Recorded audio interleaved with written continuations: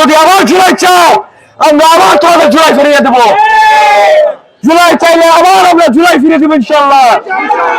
আমরা জান দিয়ে দিব, আমরা রক্ত দিয়ে দিব, কিন্তু জুলাই দিব না। আমরা কে পুলিশ কমিশন চেয়েছিলাম?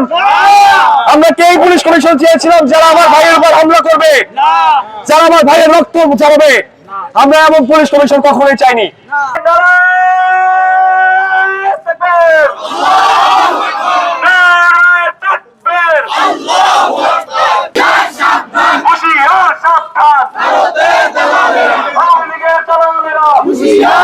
এই পুলিশ বাহিনী, এই কুলাঙ্গের বাচ্চারা 1952 সালে আমার ভাইদের হত্যা করেছে। এরপরে প্রতিটা আন্দোলনে আপনারা যদি লক্ষ্য করেন, সর্বপ্রথম যদি কারা আমাদের ভাইদের উপরে হামলা চালায় তারা হচ্ছে এই পুলিশ বাহিনী। 1971 সালে আমরা স্বাধীনতা অর্জন করেছি। আজকে স্বাধীনতার 54 বছর পার হয়ে গেছে, কিন্তু এই কুলাঙ্গারের বাচ্চারা, এই পুলিশ বাহিনী, এই প্রশাসন বাহিনী কোনো পরিবর্তন হয়নি। যুগের পরে যুগে এসেছে, সরকার বদলি হয়েছে, কিন্তু এই প্রশাসনের কোনো পরিবর্তন হয়নি। যতগুলো আন্দোলন সংগ্রাম এদেশের ছাত্র জনতা করেছে, সর্বপ্রথম এই পুলিশ বাহিনী তাদের উপরে হামলা চালিয়েছে। আপনারা লক্ষ্য করেছেন আমাদের হাদি ভাই, আমাদের বিপ্লবী হাদি ভাই কিছুদিন আগে তাকে হত্যা করা হয়েছে। আমরা কি চেয়েছি?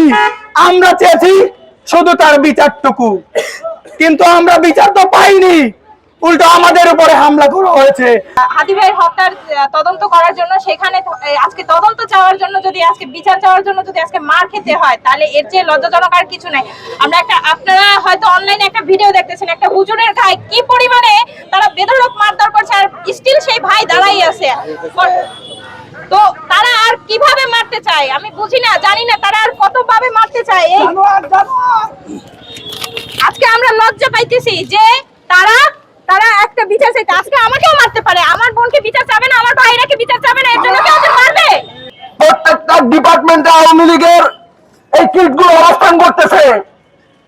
এই অবস্থায় আমরা জানি না কতটুকু সুষ্ঠু নির্বাচন হবে। আমরা কালকে দেখেছি যমুনার সামনে আমার ভাই ইনকিলাব মঞ্চের সদস্য সচিব জনাব আব্দুল্লাহ জাবের, তিনি কত সহনশীলতার সাথে, কত ধৈর্যের সাথে সেখানে তার সংগ্রাম চালিয়ে যাচ্ছিলেন। তাদের উপর এই পুলিশ বাহিনী, এই পেটুয়া বাহিনী, এই সন্ত্রাসী বাহিনী, এই আওয়ামী লীগের কিটগুলা তাদের উপর অতর্কিত হামলা চালায়। আমরা তীব্র প্রতিবাদ জানাই এবং বারবার হুঁশিয়ার করে বলে দিতে চাই, আপনারা সংযত থাকুন, নরম থাকুন।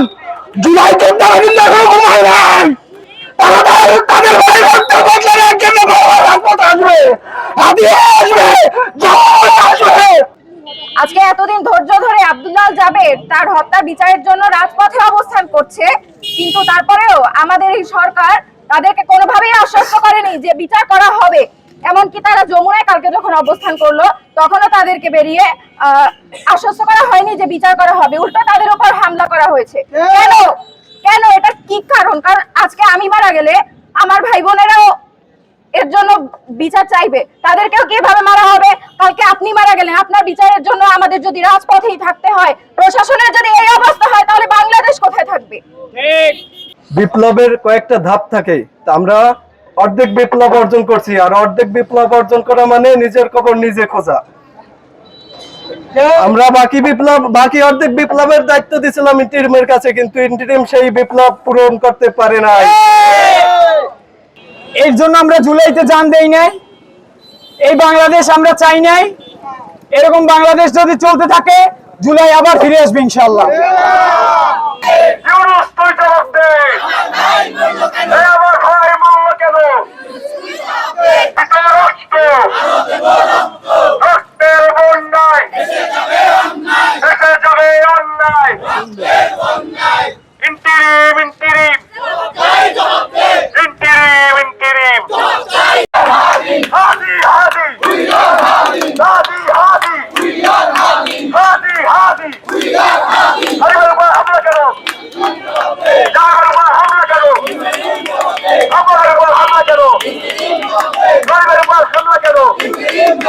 জামাতের উপর হামলা কেন?